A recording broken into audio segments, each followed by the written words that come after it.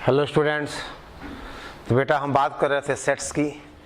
आपने पिछले लेक्चर में सेट की डेफिनेशन और सेट्स को लिखने की विधियां, methods of writing a set, आपने कहा था दो मेथड्स होती हैं, एक तो रोस्टर फॉर्म और दूसरा बेटा सेट बिल्डर फॉर्म। अगर रोस्टर फॉर्म दिया हो तो कैसे उसको हम सेट बिल्डर फॉर्म में चेंज करें, हमने देखा था। ठीक है, तो आज बेटे देखते हैं हम। राइट डाउन लिखे आप, that is different types of sets. लिखो, आपसे कहा जाए डिफरेंट टाइप्स ऑफ बेटा सेट्स। ठीक है ना, डिफरेंट टाइप्स ऑफ सेट्स। ठीक है, different types of sets. Write down. Number 1 आपसे कहा जाए फाइनाइट। ठीक है ना, फाइनाइट सेट। ठीक है, पहला है बेटा फाइनाइट सेट। अब जैसे इसका नाम है फाइनाइट, यानी वो सेट जिसमें नंबर ऑफ एलिमेंट्स क्या हो, फाइनाइट हो। ठीक है ना, आपसे कहा जाए if A is equal to, देखो हम आपसे कहें अ सेट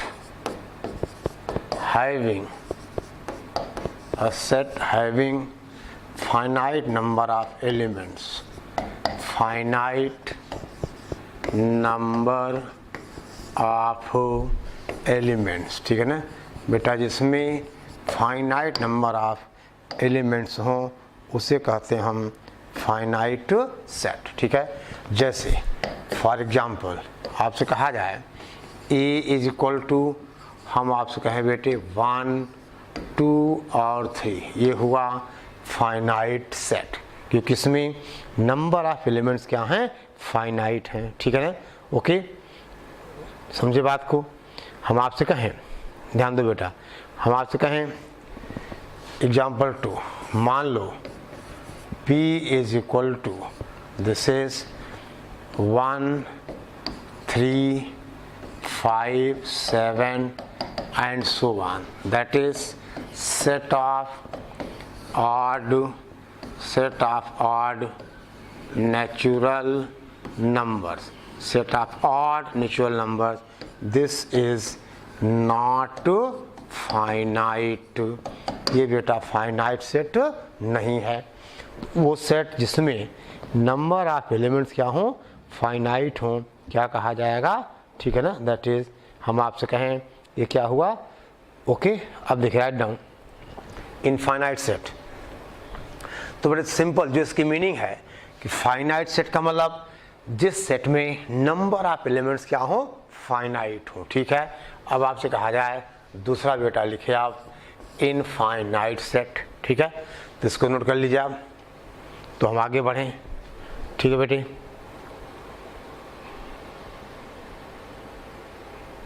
ओके, ध्यान दो। दूसरा इनफाइनाइट सेट।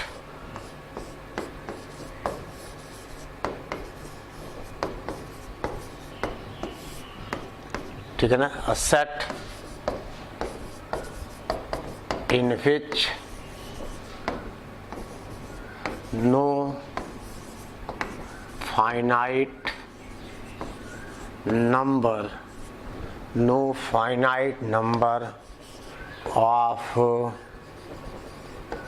बेटा एलिमेंट्स, वह सेट जिसमें फाइनाइट नंबर ऑफ एलिमेंट्स ना हो, क्या होगा, इनफाइनाइट होगा। ठीक है ना, यानी in which there is no finite number of elements. ठीक है, अब दे बेटे आपसे कहें हम, for example number 1 n is equal to, that is, आपसे कहा जाए बेटा, हम कहें set of positive integers, n is equal to, या नेचुरल नंबर का सेट 1, 2, 3, 4 एंड सो ऑन। ठीक है, तो यहाँ पे नंबर ऑफ एलिमेंट्स फाइनाइट नहीं हैं, यानी this is an infinite set. ठीक है ना, this is an infinite set.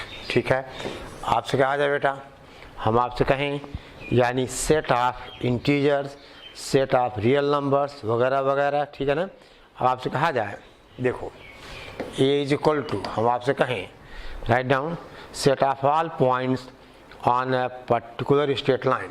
कहा जाए बेटा set of all points on particular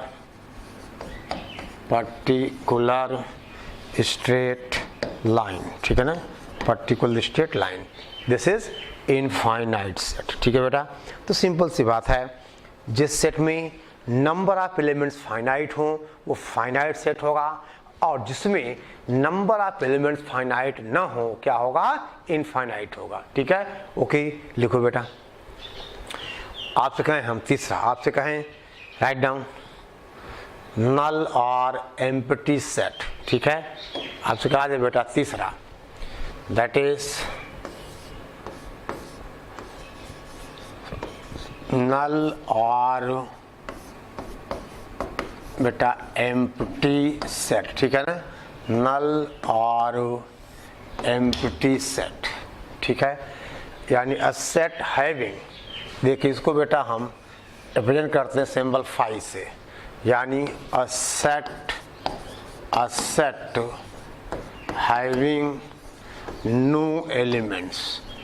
अब देखो बेटा नो हैविंग नो एलिमेंट्स, यानी जिस सेट में कोई एलिमेंट नहीं होगा उसे कहेंगे हम दैट इज एम्प्टी सेट, और इसको हम रिप्रेजेंट करते हैं लेटर फाई से, या बेटा हम ऐसा भी कहते हैं, हम फाई कहें या ऐसा कहें, यानी एक ही चीज़ है, यानी कलेक्शन तो है लेकिन उस कलेक्शन में कोई एलिमेंट नहीं है। देखिए अब आपसे कहा जाए बेटा, ध्यान दो, नंबर 1 हम आपसे कहें a is equal to x such that x square plus 1 is equal to 0 and x belongs to R, यानी x is set of real numbers. अब बता बेटा ऐसा कोई रियल नंबर पॉसिबल है जिसके लिए एक्स स्क्वायर प्लस 1 क्या हो, 0 हो जाए। तो आपने कहा बेटा ऐसा नंबर पॉसिबल नहीं है, तो a इज इक्वल टू 5। समझ गए? बोलो the set of all x for which x square plus 1 is equal to 0 and x belongs to R। तो आपने कहा this is a null set, या हम बेटे इसको क्या कहते हैं, एम्प्टी सेट कहते हैं, ठीक है ना। ओके हम आपसे कहें दूसरा एग्जांपल देखो, आप देखो बेटा, यानी नल सेट को हम 5 से रिप्रेजेंट करते हैं। कहा जाए दूसरा b इज इक्वल टू, ठीक है बेटा, b is equal to the set of odd numbers, the set of odd numbers, ठीक है ना, डिविजिबल बाय 2, डिविजिबल बाय 2। क्या आएगा यहाँ, ऐसा कोई नंबर नहीं है जो बेटा ऑड हो और 2 से डिविजिबल हो। तो आपने कहा ये क्या हो गया, this is equal to empty set, ठीक है बेटा। आप समझ गए, जिस सेट में कोई एलिमेंट ना हो उसे क्या कहेंगे हम, एम्प्टी सेट कहेंगे, ठीक है। ओके अब ध्यान दो बेटा, ध्यान दो, आपसे कहा जाए तीसरा एग्जाम्पल, हम आपसे कहें c is equal to, right down c है x सच दैट, देखो ध्यान दो बेटा, यानी x such that x belongs to n and 1 is less than x less than 2, यानी वो x जो नेचुरल नंबर हो और 1 और 2 के बीच में हो। तो आपने क्या किया, दिस इज नल सेट, ऐसा कोई नेचुरल नंबर नहीं होगा, ठीक है ना, जो 1 और 2 के बीच में होगा। समझ गए बेटे, there is no any natural number which lies between 1 and 2। तो this example of null set, ठीक है बेटे। ओके ध्यान दो, देखिए अब आपसे कहा जाए बेटा सिंगलटन सेट, देखिए नोट करो इतना पहले आप,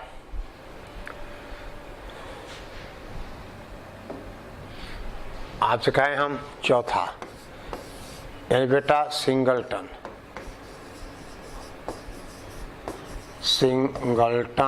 सेट यानी सेट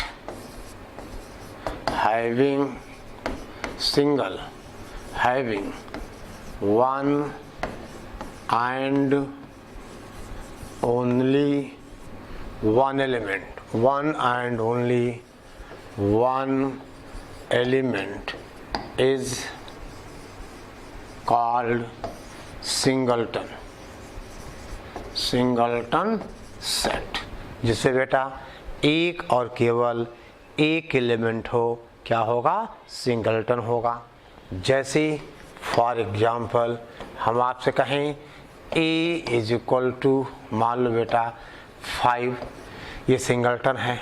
आपसे कहा जाए B is equal to x such that x square minus 1 is equal to 0 and x belongs to n, यानी वो x जो इस equation x square minus 1 is equal to 0 को सेटिस्फाई करे और x क्या हो, नेचुरल नंबर। देखिए बेटा अगर हम x square minus 1 is equal to 0 को सॉल्व करेंगे तो x इक्वल टू आएगा प्लस माइनस 1, लेकिन x नेचुरल नंबर है तो माइनस 1 छूट जाएगा, इसमें बेटा क्या आएगा, सिंगलटन 1 विच इज बोलो सिंगलटन। ठीक है, देख बेटा हमने आपसे कहा था कि C इज इक्वल टू, मान लो आपसे कहें हम बेटा 5, अब ये नल सेट नहीं है, ये क्या सिंगलटन है, यानी here 5 is an element of set C, यानी here behaviour of 5 is like an element, means this set is not empty, this is a singleton set. समझ गए, ये सेट बेटा एम्प्टी नहीं है, इसे क्या कहते हैं हम, सिंगलटन सेट कहते हैं। ठीक है ना, ये बेटे क्या होगा, सिंगलटन सेट। ठीक है, ओके, ठीक है बेटा, चलो ध्यान दो बेटा। चलिए हम आपसे कहें नंबर, समझ गए, तो आपने क्या कहा बेटा, finite set, infinite set, empty और null set and then singleton set. Write down equal sets, आगे बढ़ा जाए। देखिए आपसे कहें हम, अब आप लिखिए बेटा इक्वल सेट्स या equality of sets, equal sets. दे बेटा two sets A and B are, देखो two sets A and B are said to be equal if every element of A belongs to B, every elements of A, ठीक है बेटा, belongs to B and every element of B, ठीक है बेटा, belongs to A। ठीक है ना, अगर A का every element B में हो और B का बेटा every element A में हो, इसका मतलब this will implies they have the same elements, they have the, क्या कहा जाए बेटा आपसे, they have the same elements. ठीक है ना, यानी दोनों में एलिमेंट्स क्या हों, सेम हों। जैसे आपसे कहा जाए, देखिए फॉर एग्जाम्पल बेटा हम आपसे कहें A is equal to that is 4 5 7 9, ठीक है ना, चलो 11 कर लिया, और B इज इक्वल टू हम आपसे कहें that is 5 4 7 11 और 9। आपको पता है बेटा सेट्स में एलिमेंट्स का ऑर्डर काउंट नहीं होता और रिपीटेशन का कोई मतलब नहीं है, ठीक है ना, रिपीटेशन का कोई मतलब नहीं है। अब बेटा 4A में है, 4B में भी है, 5A में है, B में है, 7A में है, B में है, 9 और 11 ऐसे ही 5 यहाँ तो यहाँ भी है, ठीक है ना। यानी बेटा किसी भी सेट में कोई एक एलिमेंट कम या ज़्यादा नहीं होना चाहिए। अब जैसे दूसरा एग्जांपल हम आपसे कहें A इज इक्वल टू 1 2 3 और B इज इक्वल टू 1 3 2 और 5। अब आपने कहा set A is not equal to set B, क्योंकि बेटा A का एवरी एलिमेंट B में है लेकिन B का ये जो 5 है वो A में नहीं है, यानी ये 5 does not belong to A, यानी A is not equal to B। मेरे ख्याल से बेटे आप समझ गए होंगे कि टू सेट्स की इक्वलिटी कैसे हम डिफाइन करते हैं, इक्वल सेट्स क्या होते हैं, ठीक है ना। आपने कहा ना कि two sets A and B are set to be equal if every element of A belongs to B and every element of B belongs to A, ठीक है ना। This will imply they have the same element, ठीक है बेटा, they have the same elements, ठीक है। बोलो बेटे कोई दिक्कत कोई परेशानी? चलो ध्यान दो बेटा। अब आपसे कहा जाए एक और एग्जाम्पल की बात करें, हम आपसे कहें, देखिए नोट करो, ठीक है। एक तीसरा एग्जाम्पल हमने कहा कुछ ऐसा, देखो let A is equal to 2 3 4 5 6 and B is equal to X such that X belongs to N and 1 is less than X less than 7। तो दोनों बेटे सेम एलिमेंट्स हैं, ये इसका सेट बिल्डर फॉर्म है। अगर हम इसका रोस्टर फॉर्म देखें तो कितना होगा, x नेचुरल नंबर है 1 और 7 के बीच में, यानी x 1 से बड़ा बेटा, यानी 1 इंक्लूडेड नहीं है। तो कहानी कहाँ से होगी, 2 से शुरू होगी, 2 3 4 5 और 6, यानी A का एवरी एलिमेंट B में है एंड B का एवरी एलिमेंट A में है। तो आपने कहा बेटा A is equal to B है, ठीक है ना। आपने कहा A is equal to B है, ठीक है ना, ओके, ठीक है बेटा। अच्छा देखिए एक नोट आप लिखना,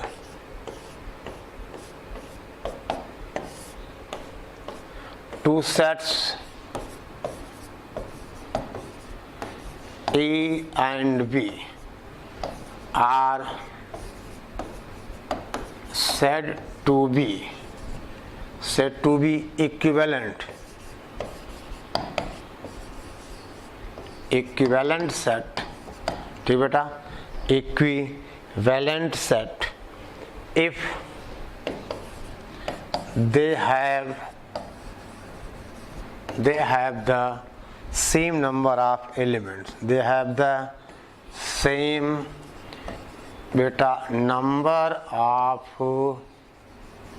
एलिमेंट, ठीक है, they have the same number of elements.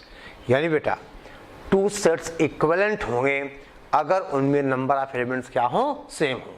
यानी इक्विवेलेंट सेट्स इक्वल हो ऐसा जरूरी नहीं है, बट अगर सेट्स इक्वल हैं तो क्या होंगे, वो इक्विवेलेंट होंगे। यानी बेटे अगर सेट्स इक्वल हैं तो दोनों में नंबर ऑफ एलिमेंट्स क्या होंगे, सेम होंगे।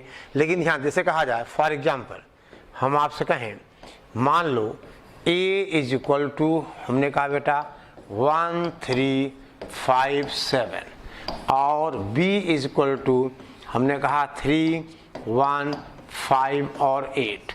अब यहाँ सेट A और B इक्वल नहीं हैं लेकिन ए इक्विवेलेंट हैं, but A and B are equivalent, but A and B are equivalent, equivalent set.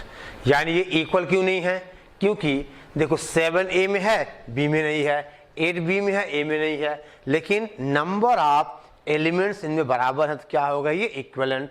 और ये इक्वल क्यों नहीं है आपने देख लिया, ठीक है ना, कि 7 ए में है, 7 बी में नहीं है, 8 ए में है और 8 बी में नहीं है। ठीक है बेटा, आई बात समझ में।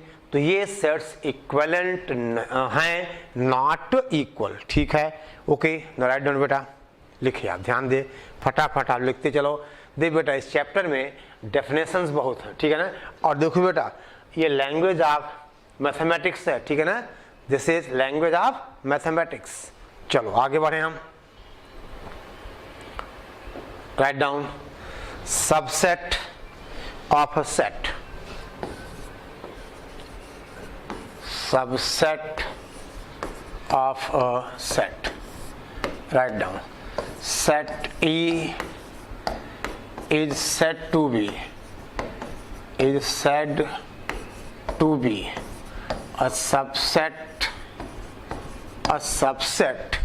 of set B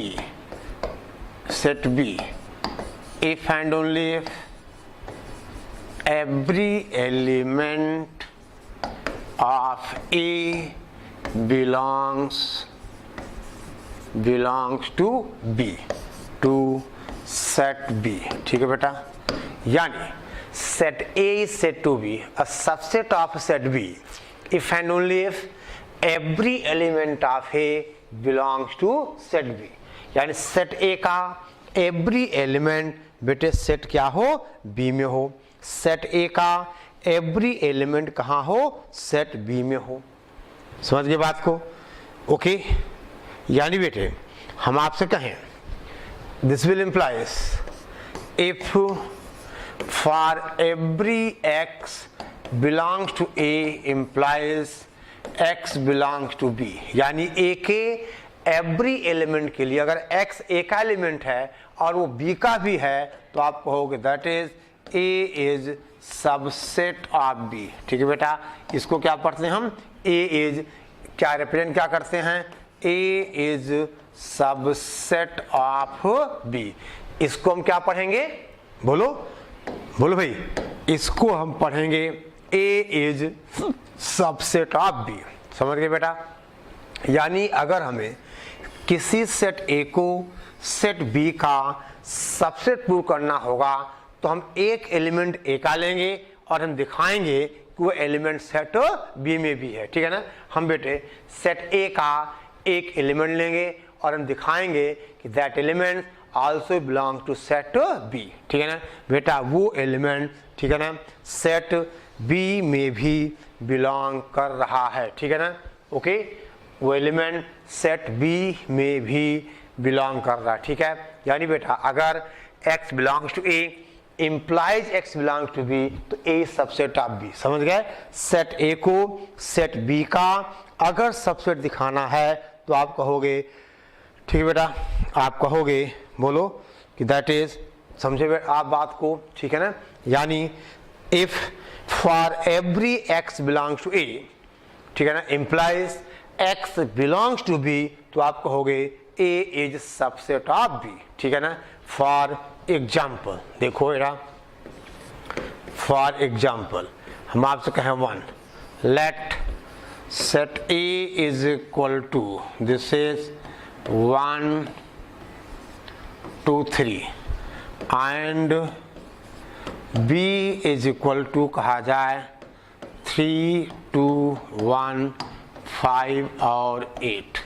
तो देख बेटा A का एवरी एलिमेंट B में है, यानी 1 A में है तो 1 B में है, 2 A में है 2 B में है, 3 A में है 3 B में है।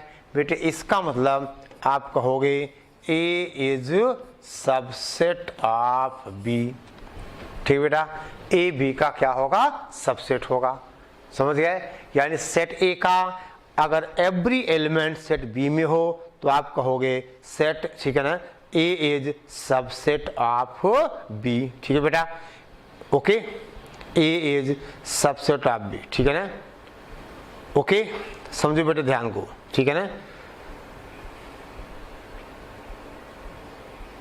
ओके, ध्यान दो बेटा, देखिए ध्यान दे आप, यानी अगर सेट ए का एवरी एलिमेंट, देखो बेटा एवरी वर्ड है, सेट ए का एवरी एलिमेंट सेट बी में है तो आप कहोगे ए बी का सबसेट है। हम आपसे कहें दूसरा बेटा, मान लो let A is equal to 1 2 3 4 5 और बी इज इक्वल टू है 1 3 4 6 7 8, तो आप कहोगे A is not subset of B. क्यों बेटा? देखिए ए में 1 2 4 तो ठीक है बेटा, 3 भी है, लेकिन ध्यान दें यहाँ पर ये 5 तो ए में है बट 5 बी में नहीं है। समझ गए? यानी ए का एवरी एलिमेंट अगर बी में हो तो आप कहोगे ए बी का सबसेट है। Here A is equal to 1 2 3 4 5 and B is equal to 1 3 4 6 7 8। बेटा 5 ए में है बट 5 बी में नहीं है, तो आपने कहा A is not subset of B. बेटा बातें आ रही समझ में? बोलो ठीक है ना? बातें समझ में आ रही हैं, कोई दिक्कत तो नहीं? अब देखो बेटा एक नोट देखो आप, ठीक है? आपने जब इक्वलिटी ऑफ टू सेट्स पढ़ा तो क्या कहा था बेटा? अगर दो सेट्स इक्वल हैं तो ए का एवरी एलिमेंट बी में हो और बी का एवरी एलिमेंट ए में हो। यानी बेटा अगर ए का एवरी एलिमेंट बी में है तो A is subset of B, and if all the elements of B are in A then B is also subset of A. Means if A is equal to B then A subset of B and B subset of A. ठीक है, समझ गए बात को? यानी बेटा हम इसको ऐसा लिख सकते हैं, note for two sets A and B। ठीक है बेटा, A is equal to B, ठीक है ना? If and only if A is subset of B and B is subset of A। ठीक है बेटा, इसी को हम ऐसा भी लिख सकते हैं, A is equal to B. बेटा इफ एंड ओनली इफ का मतलब implies and implies A is equal to B, sorry A is subset of B and B is subset of A. यानी अगर दो सेट्स इक्वल हैं, अगर that is if A is equal to B then A is subset of B and B is subset of A. Again if A is subset of B and B is subset of A then A is equal to B। यानी बेटा हमें अगर दो sets A और B को equal prove करना हो तो क्या प्रूव करना पड़ेगा? A is subset of B and B is subset of A। समझो बात को?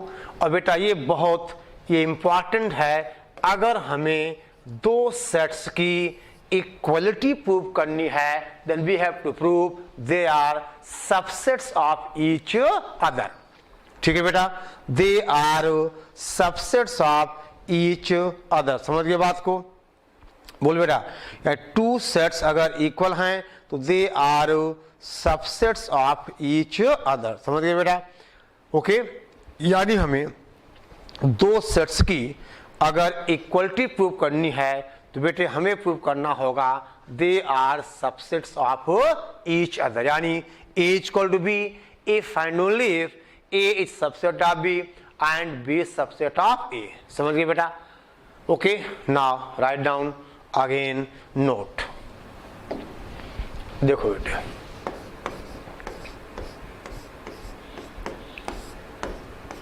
पहली बात बेटा, phi is subset of every set. ठीक है ना? Phi is subset of every set. दूसरा बेटा, every set is subset of subset of itself, ठीक है ना, यानी phi is subset of every set, दूसरा every set is subset of itself, ठीक है ना, यानी बेटा phi हर सेट का सबसेट होगा और प्रत्येक सेट यानी every set is subset of itself, every set is subset of itself।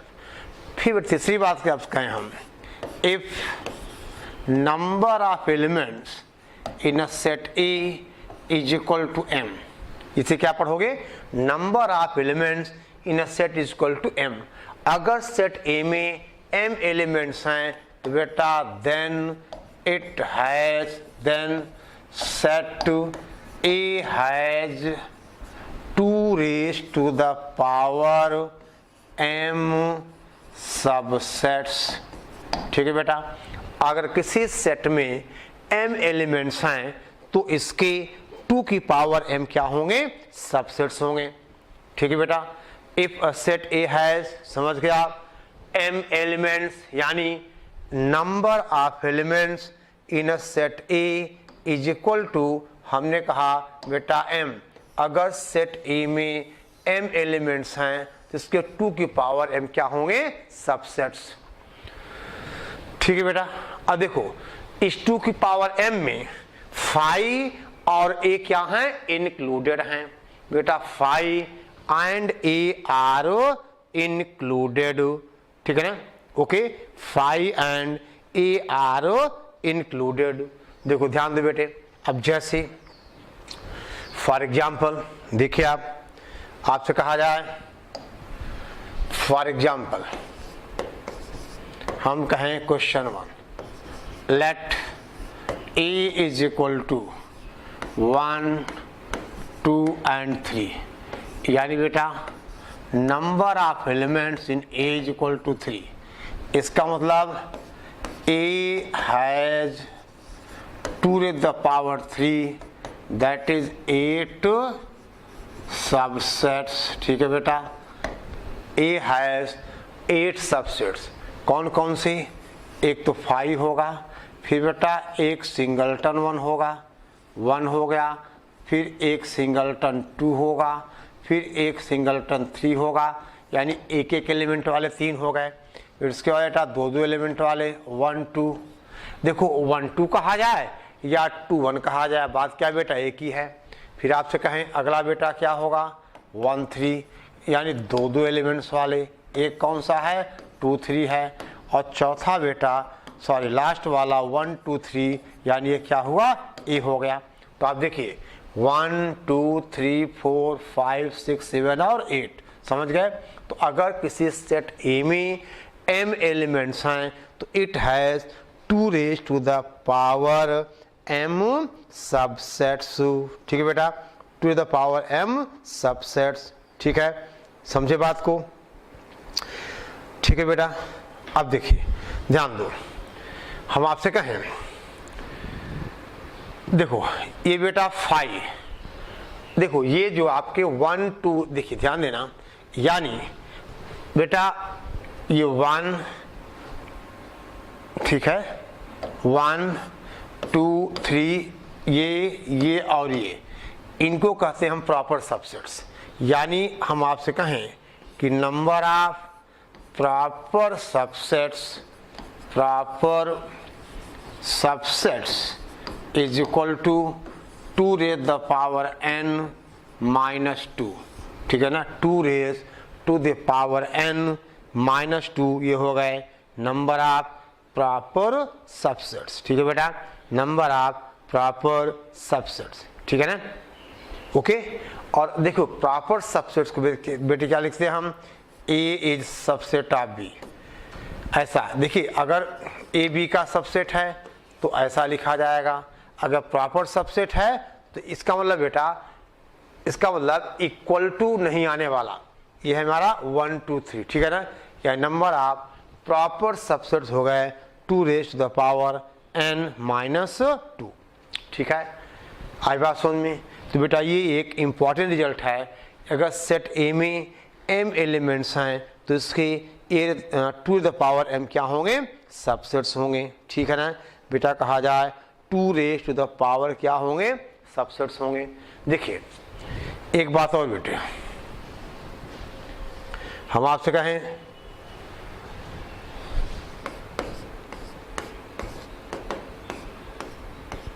if A is subset of B, then B is known as superset of A। तो बेटा हम B को A का सुपर सेट कहते हैं, ठीक है ना। आई बात समझ में, राइट डाउन बेटा power set of a set. देखिए पावर सेट किसी सेट का होगा, ठीक है ना। आपसे कहा जाए let A be a set, ठीक है ना। Then power set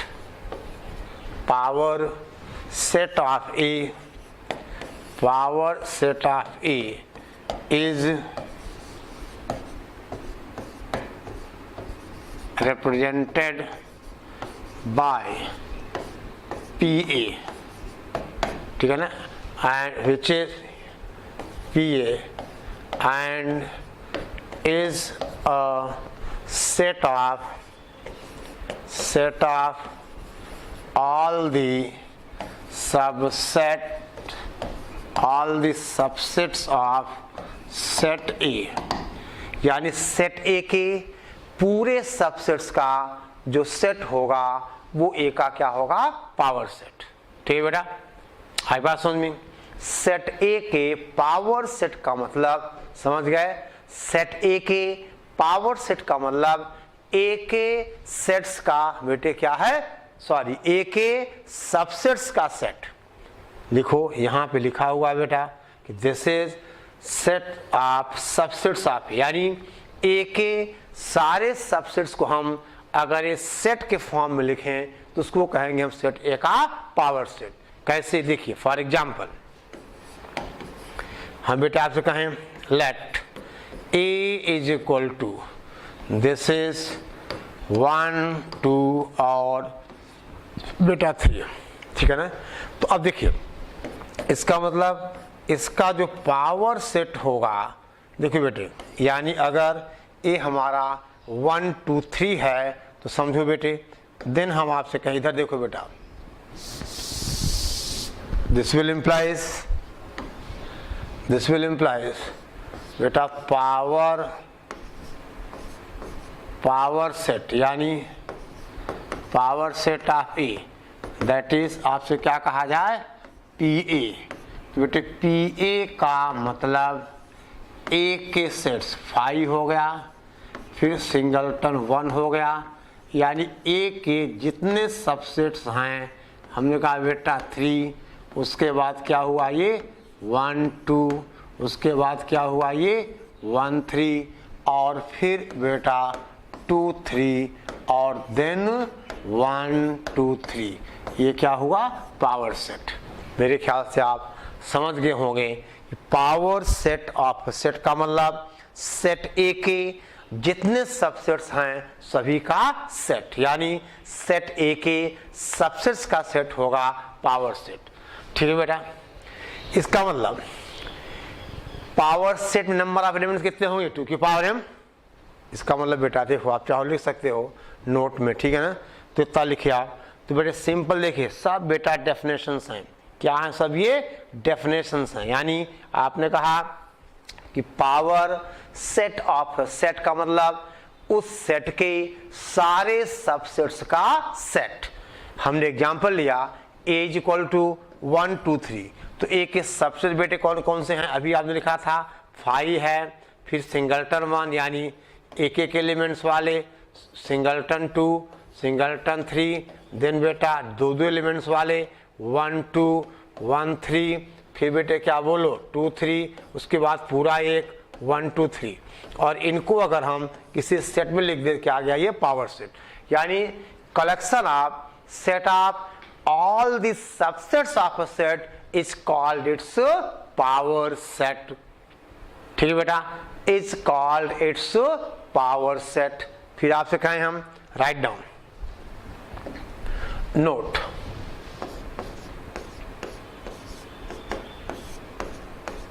if number of elements in a set E is equal to m, this will implies number of elements in power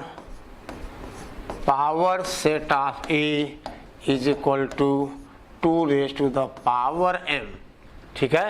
जितने सबसेट्स उतने एलिमेंट्स होंगे इन द पावर सेट, ठीक है बेटा, उतने एलिमेंट्स होंगे इन द पावर सेट, ठीक है।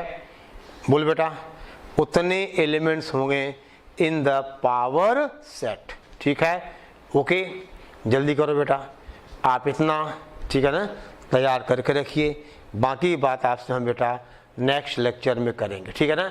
बाकी की बात बेटे हम नेक्स्ट लेक्चर में, ठीक है। ओके, चलो जल्दी करो बेटा, नोट करिए आप, ठीक है ना। और देखो बेटे, डेली का काम डेली करना है। आज आपके पास वीडियो लेक्चर आ गया, आपको आज ही देखना है, आज ही नोट्स बनानी है, और फिर बेटा लाइव क्लास उसको हम आगे डिस्कस कर लेंगे, ठीक है ना। ओके, चलो नोट करो बेटे फटाफट।